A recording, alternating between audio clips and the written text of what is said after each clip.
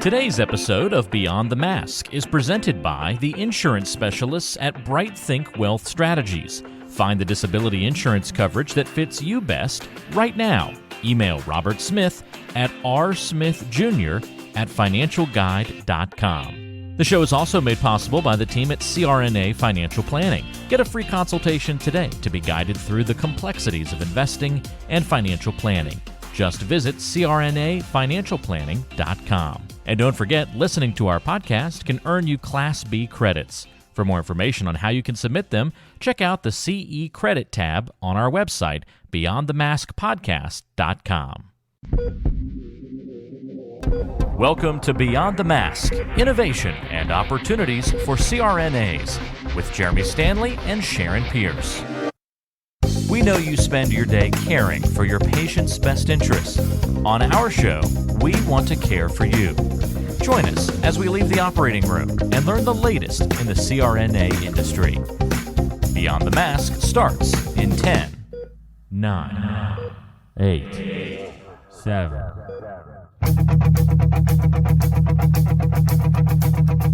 Well, hello, Miss Pierce. How are you today? I'm doing good. You were a little bit late to the show this evening. Yeah, well, it's been a busy day. Let's put it that way at the office. So another great podcast session we've got going on today. I know we've got to thank Randy Cornelius for hooking us up with this one today. Yeah. So we're going to be talking today about the experience of a World War II nurse anesthetist. This is going to be interesting, and we've got a wonderful guest with us today, Carolyn Nicholson. Welcome, Carolyn. How are you? Fine, thank you, and thank you for the opportunity to be here. Well, absolutely. Talk to you today. And this is your first podcast, right? Yes. Well, you're going to do great. We'll go easy. Thank you. Oh, well, Carolyn, tell us a little bit about you and your background. Well, I started the nurse anesthesia program in 1970 at the University of Cincinnati. Well, at the time, it was Cincinnati General Hospital. It was a diploma school. I stayed on staff. Of note, my classmate was Wanda Wilson, our previous executive director. Yeah. But Wanda and I stayed on staff, and I worked at UC for 42 years. Wow. The same place. Approximately 700 students. Loved my career. Focused primarily on obstetrical anesthesia and regional anesthesia, and that's where I spent most of my time, and lecturing about those topics as well. Gotcha. And I retired in 2014. Wow. So what are you doing in retirement? Golfing. Actually, yes, golfing, exercising, book clubs, but I also belong and volunteer at 2 historical societies. So I do love history. Yeah. And it's fun to be involved in those types of activities. So that's what we're going to be doing today. We're going to kind of blend a couple of your loves and passions together as we talk about this nurse anesthetist in World War II, because you love anesthesia and you love history. So this will be right up your alley, right? Yes. Great. Well, why don't you tell us a little bit about, one, why you think this is important, and two, just kind of kick us off on, how nurse anesthetists were trained, prior to World War II and so forth. We'll get right into it. Okay. When watching movies like Band of Brothers and Saving Private Ryan, I always thought, gosh, these are great movies, and all the books and things that have been written about all our brave soldiers. But what was missing? The nurses. You don't see much. True. And I started reading some books. I was always interested as a nurse anesthetist. And there was a book that came out entitled And If I Perish. It was written by Evelyn Monahan and Rosemary Nidal Greenlee. And it talked about the experience of World War II Army nurses. And if you look in the index, there, I think the word anesthesia is only, I don't even know if it exists in the index, but many of our books don't have much information about nurse anesthetists. And it's missing. Even Bankhart's book of nurse anesthesia history doesn't have much. So I got interested as I was reading that book, and then I read some other books. And one of the nurse anesthetists that was mentioned is Adeline Simonson. And so I focused my work based on her. Why her? Because she represents any nurse probably in World War II. At the beginning of the war, the Army only had fewer than 1,000 nurses. By the end of the war, after the call for the volunteers, there were over 59,000 nurses. Wow. And more than half of those volunteered to serve overseas. And Adeline was with the 95th Evac Hospital that went overseas. And the story goes that her roommates, one of whom said she wanted to join up. So Adeline joined. And her mother said, well, just don't go overseas. And what does any 22-year-old do? The exact just what opposite. Your mother says don't do. And she went overseas. Of course, they never knew where they were going to go. But I think her story represents many of the nurses at that time. And I was able to glean a lot of information from the books that I read, and they had smatterings of stories about nurse anesthetists, but focused mostly on nurses. And so it was interesting to try and get more information about what the nurse anesthetist did at that time. So why do you think the contributions have been lost? And clearly this is a passion of yours, and you're putting it down, but why was all of this history lost? Well, it wasn't really lost. It was never obtained. When the nurses returned after World War II, what's interesting is nobody was interested in their stories. The VA administration wasn't interested. No historical societies were interested. And so no one wrote their stories down. And when women came back, think about it, they probably wanted, after a war, they wanted to get back home, start families, get married, resume their marriages, go back to work doing what they did.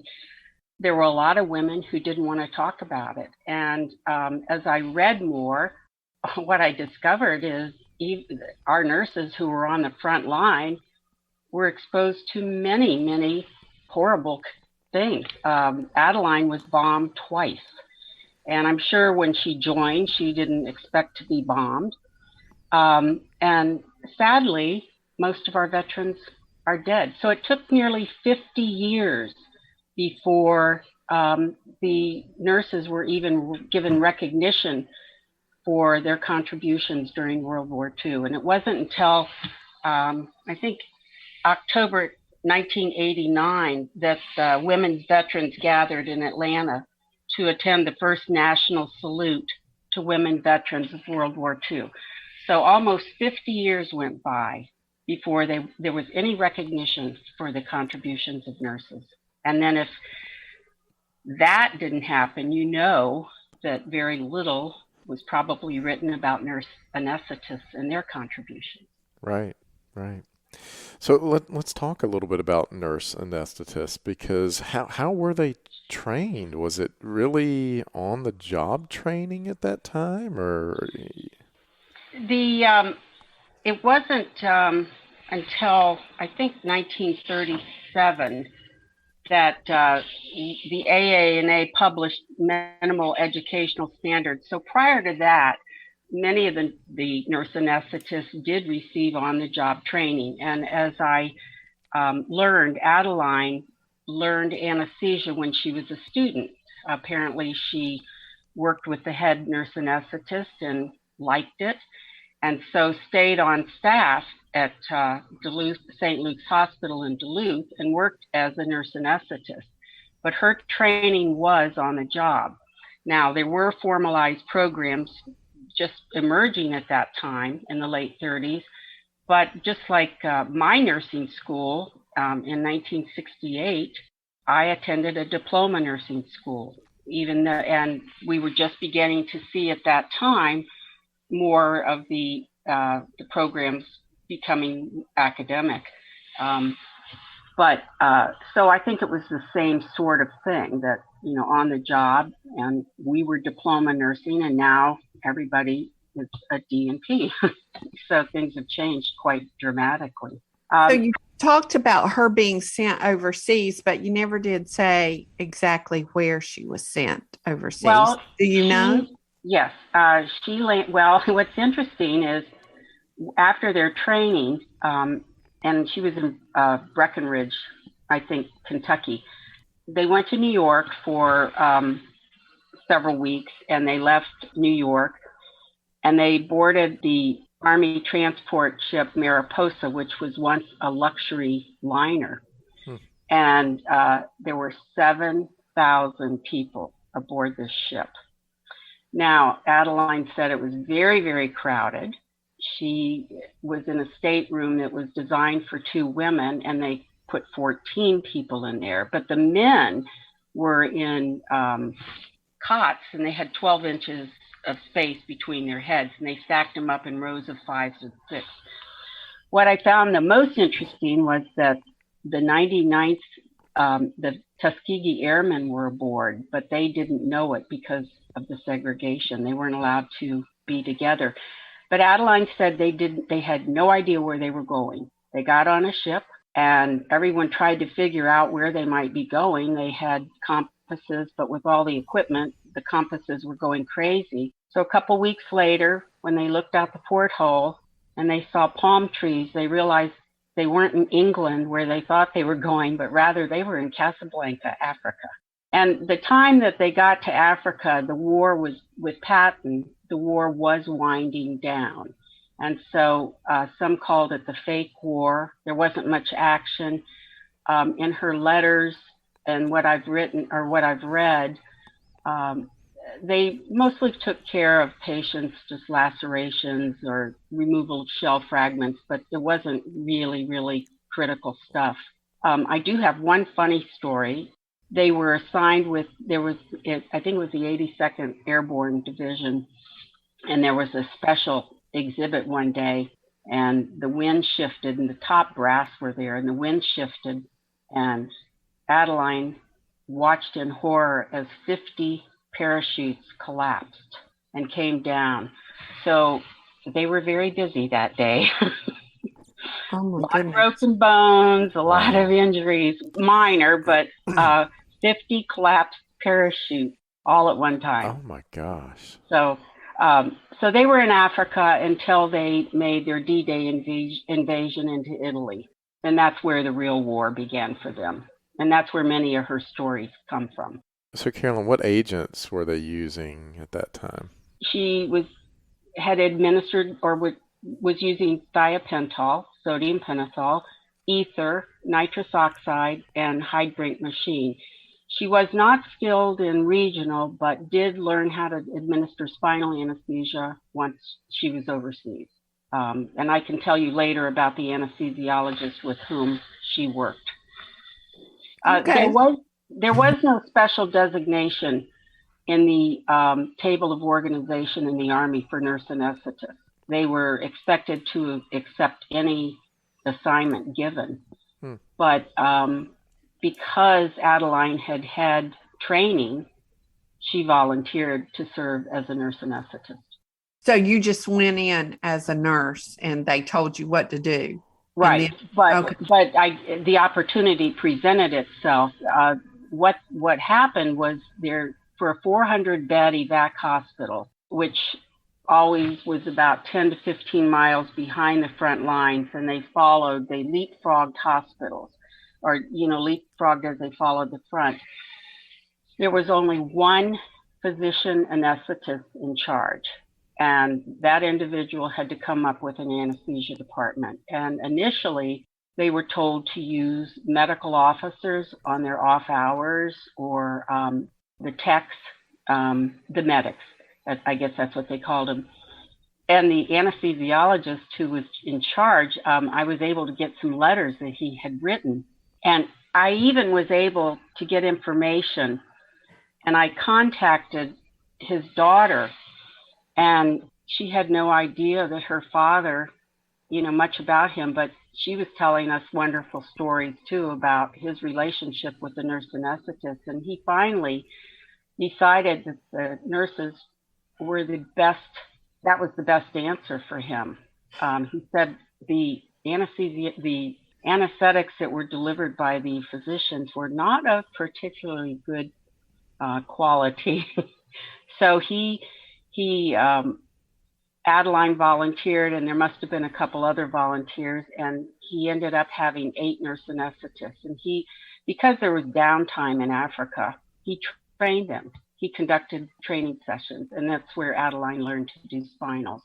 So they had a very, very good relationship. He so valued the nurse anesthetist that he was responsible for giving them a recognition. So they were granted from second lieutenant to first lieutenant. So he recognized their ability and thought that they deserved this recognition. Have you thought about what would happen if you weren't able to work for 2 or 3 years? On average, 25% of people will file a disability claim, and most of us aren't prepared for that loss of income. Every CRNA needs to protect their biggest asset, yourself, and your ability to earn with a disability insurance policy. We recommend contacting Robert Smith, a master disability insurance specialist with more than 30 years of experience and 1,800 CRNA clients, to find the coverage that fits you best.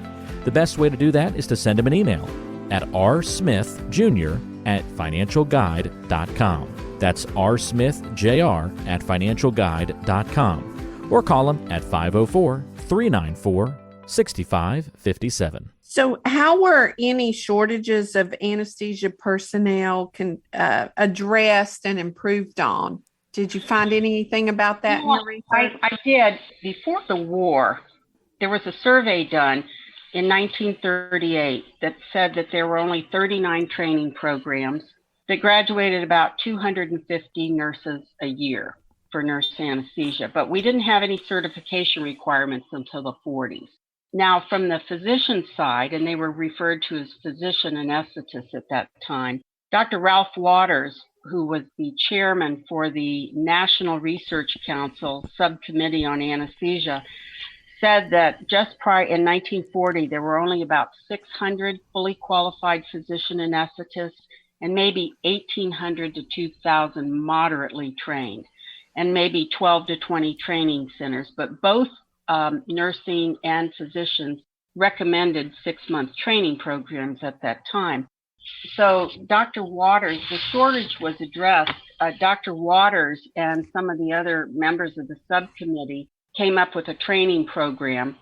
It was a 12-week training program to train physicians for wartime anesthesia, and they published a manual entitled Fundamentals of Anesthesia. And from the nursing side, we had Ruth Satterfield, who helped improve the education of nurse anesthesia. And she was responsible she developed this model training program and was responsible for training over 2,000 nurse anesthetists based on the military. So they did address it. It's also interesting, in Barnes, Helen Lamb was at Barnes, and the question came up, they were very concerned about, they knew that more nurse anesthetists were needed, but they also felt very, very strongly about not putting them out unless they were adequately trained. So it wasn't just about quantity, it was quality. So there was a desperate need, but they still emphasized the education and the adequate training. Right. And you also talked about there was an anesthetic department formed for a medevac hospital, and why don't we talk about that a little bit and how that all came about? Yeah, that's the medevac hospital where Adeline was stationed. That's medevac hospitals were 400-bed hospitals. Okay. And so the anesthesiologist, the physician anesthetist who was in charge, Captain Bauer, had a horrible job. He was the sole person and had to come up with an anesthesia department. So, as I mentioned, he probably asked for volunteers. Adeline had volunteered. and I believe there were probably at least one or two other nurses who had volunteered who had previous anesthesia experience. And I can only imagine that even though Adeline was not trained in a formal program, the fact that she had probably administered anesthesia for a couple of years must have been a wonderful, Very attractive. some great news for him. And she helped train, she and Captain Bauer and some of the other few nurses helped train some other nurses to give anesthesia. So they finally had a department with 8 nurses, and he was in charge. And that was the anesthesia department for a 400-bed hospital. So let's talk about some of the work conditions that they must have had to deal with and things that they were exposed to while they were in the war. Well, Africa was hot. The temperatures, and this was information I had gotten out of And If I Perish, the temps inside the tents could be 130 degrees Fahrenheit during the day. So it was very hot, but freezing at night. General Eisenhower visited them one day, and he was so moved by the fact that the conditions under which these individuals had to work, that within a few hours of his leaving, a piping system was delivered, and he had it installed over the tent, and they ran water through it, and it went over the tents and evaporated and cooled the inside of the tent. Huh. But in pictures that you'll see, everyone's operating, the men are operating without shirts. Now they have helmets on because they might get bombed, but no shirts. The tents that they set up, they usually had 5 or 6 ORs in one tent. So you can imagine working in the heat with bombs going off over your head, sweating your brains out, very noisy, having to talk through helmets. I think that would be very chaotic. And I'm sure that the nurses still had to wear the white shoes and the hose, and they couldn't go without their shirts, right? in Africa, I came across a note that had been written that they wore, the airmen referred to them as nurses, angels in blue, because they wore these blue seersucker dresses.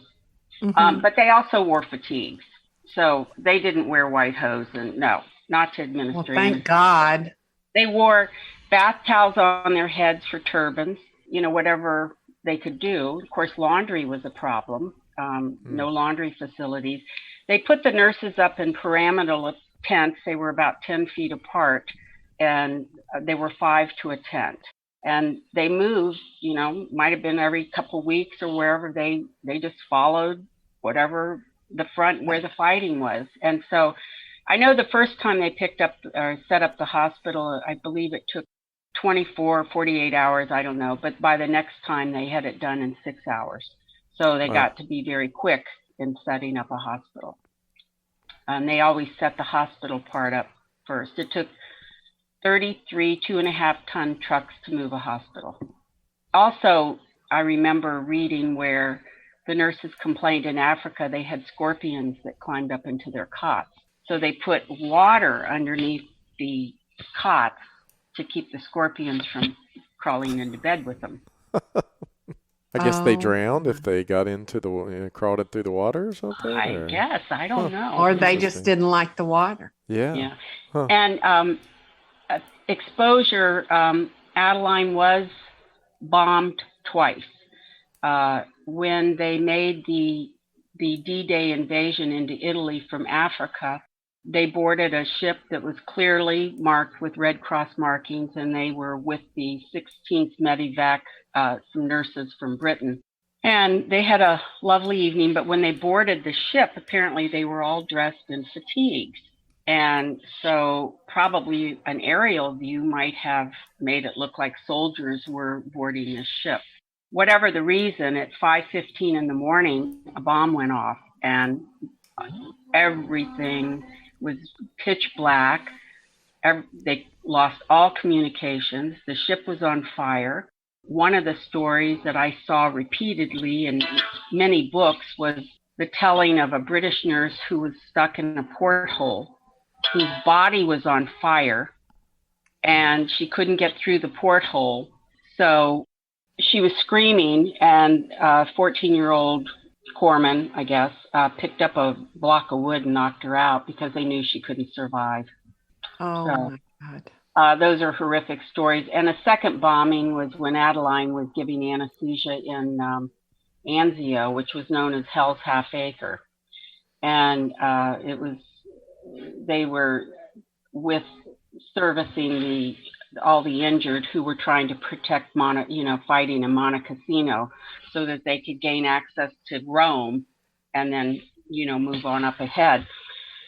So Adeline was giving anesthesia, and the story goes that she had a terrible time starting an IV and was administering anesthesia, finally got an IV in, and suddenly they were bombed. There was a German Spitfire that was trying to outrace one of our planes.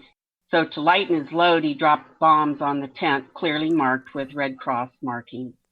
And the surgeon shoved her under the table. So when she got up, first thing she did, as any nurse anesthetist would do, was look to see if that IV was still in that she'd worked so hard on. Absolutely. It was.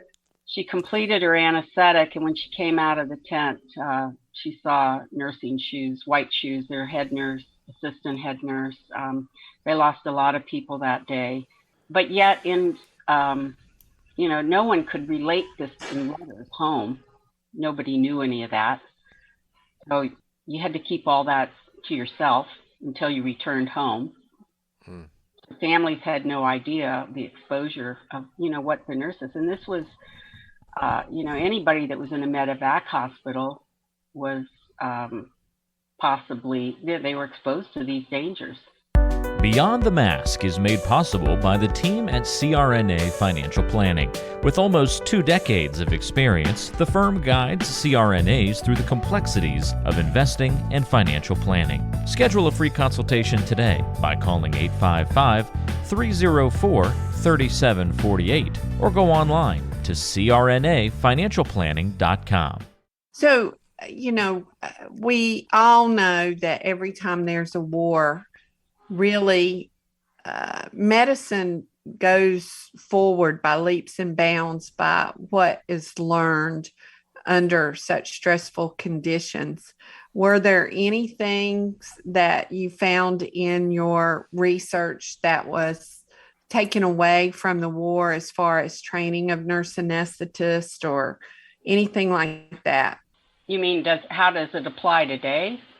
Well, how did the contributions of nurse anesthetists during World War II affect the education and training of nurse anesthetists following the war? Well, following World War I, there were only a few hundred nurses, and by the end of World War I, it was over 3,000, I think.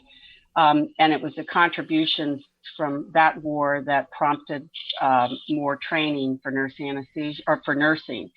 And the same thing happened in World War II because they were highly respected.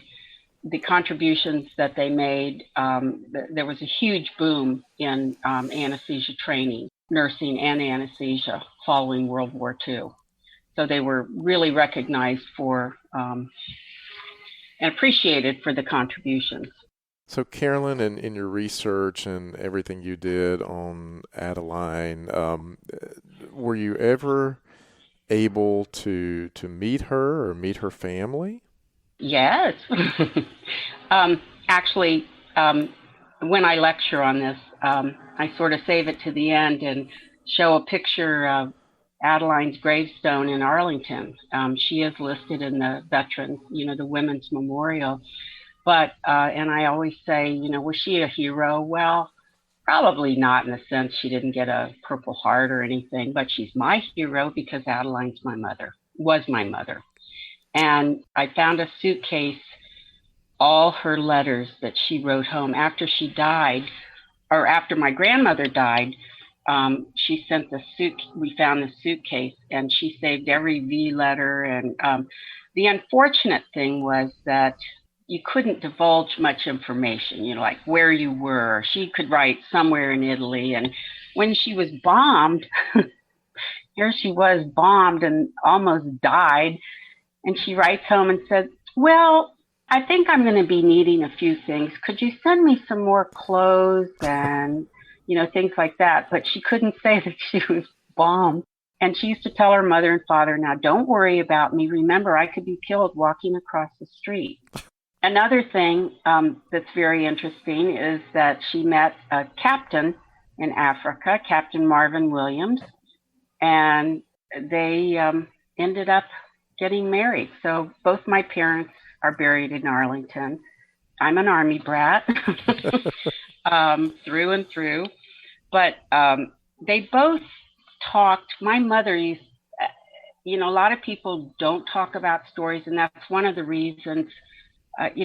What I found is people who have served in the war, some are very open to talking about their experiences, and others don't want to talk about it at all. And my parents both talked about it. My father was highly decorated.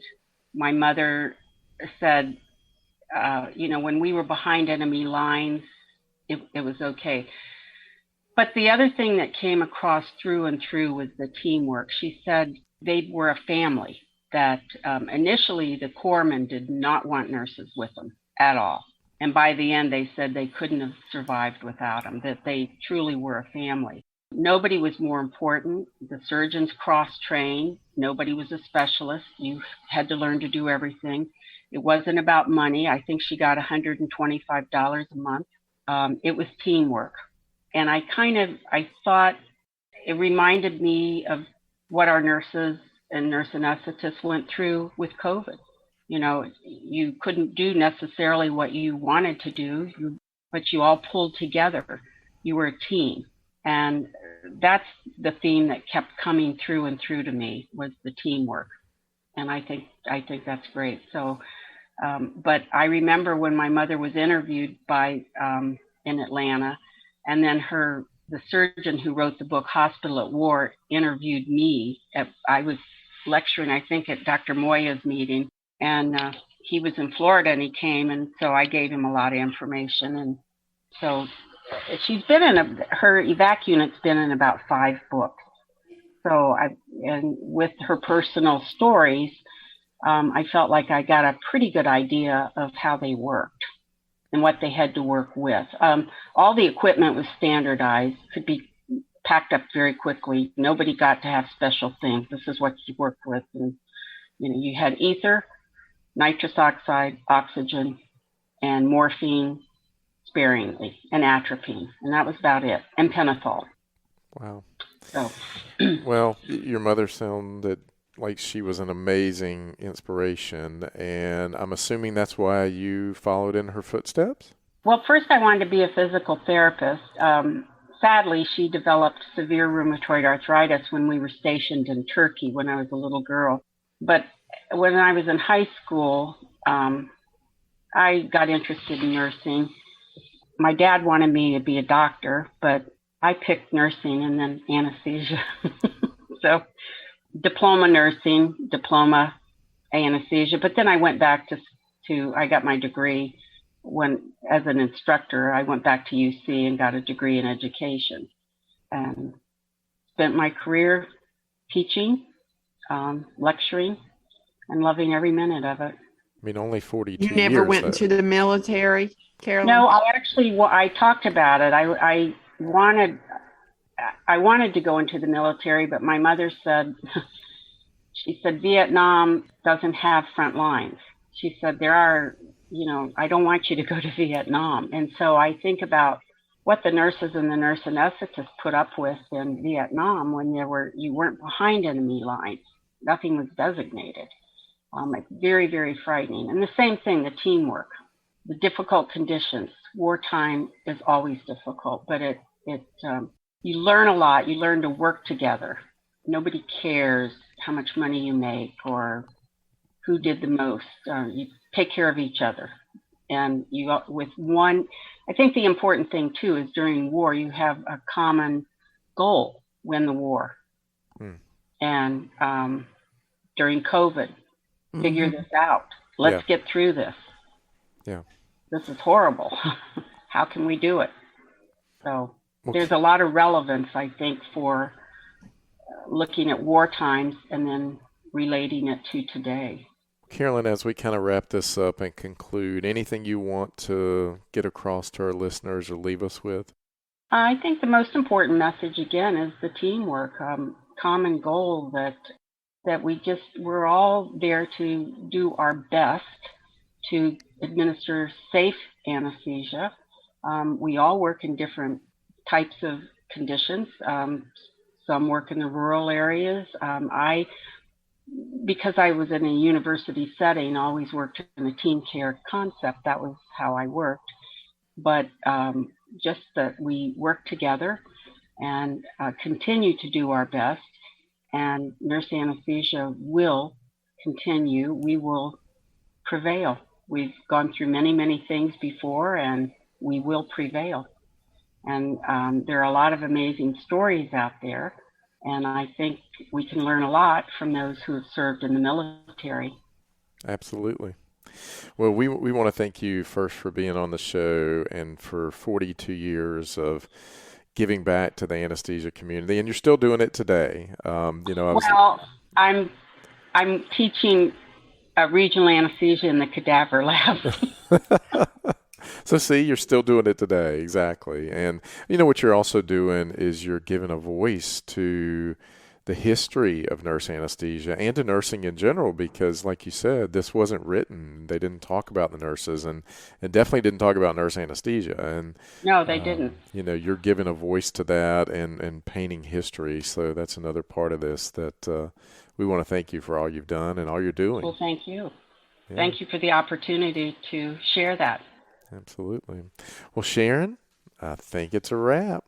I think so. Well, we want to thank our listeners for listening to Beyond the Mask with Jeremy Stanley and Sharon Pierce. I thought you forgot your name for a minute. It's been a long day, but I did remember it right there in the nick of time. Well, Sharon, if people like our show and they want to help us grow, what can they do to help us? Well, the best way to help us grow is to leave us a review, but make it positive. We all know there's way too much negativity in this world. Absolutely. We're in the top 50 medical podcasts in the country, on our way to number one, just like we are in the CRNA community. We're the number one podcast for CRNAs across the country, and we want to be number one overall. Absolutely. But we couldn't do it without our listeners. We want to thank them so much for listening to us, giving us ideas about other shows and other CRNAs out there who are doing great things. And we want to keep those coming. Yes, we do. Until next time. It's a wrap.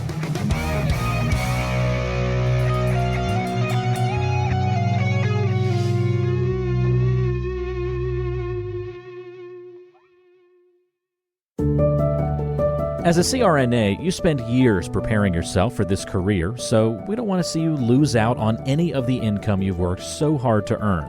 The best way to protect yourself and give you the confidence that a major life event won't disrupt your financial future is through disability insurance. We've known disability income specialist Robert Smith for many years and have seen the work he's done with nearly 2,000 CRNAs over multiple decades. He can help identify any gaps in your existing coverage and fill those gaps by finding the best value on a policy. Contact Robert and let him know you heard about him on our podcast.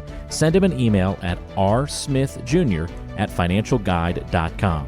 That's rsmithjr@financialguide.com. Or call him at 504-394-6557.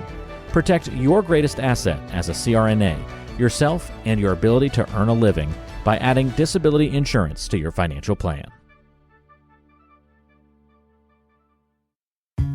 Today's show is brought to you by the folks at CRNA Financial Planning, an independent consulting firm that offers financial planning services exclusively to CRNAs and their families. From planning for a child's future college expenses to building a predictable income stream in retirement, the firm is committed to offering you comprehensive financial services, customized to fit your unique needs and objectives. If you have questions about your financial future, get them answered. Call the team at 855-304-3748. That's 855-304-3748. Or go online to crnafinancialplanning.com. Hi, this is Jackie Rolls, President of the International Federation of Nurse Anesthetists and President and founder of Our Hearts, Your Hands, a global anesthesia support community that takes donations to allow nurse anesthetists in low and middle income countries to go to educational programs, buy equipment, or textbooks. Your donations are tax deductible, and we would appreciate your support.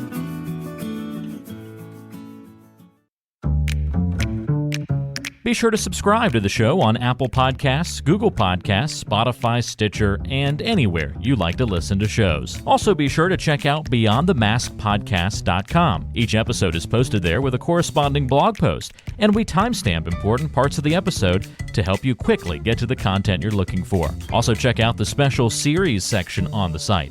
You can follow along and catch up on the CRNA History Series, episodes specifically about political conversations in the industry. Or try the CRNA Personal Finance Series. It's all on BeyondTheMaskPodcast.com.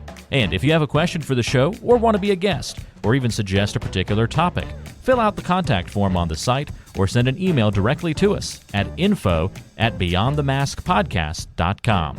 And lastly, let's take the conversation social. Check out our Beyond the Mask podcast Facebook page and Facebook group.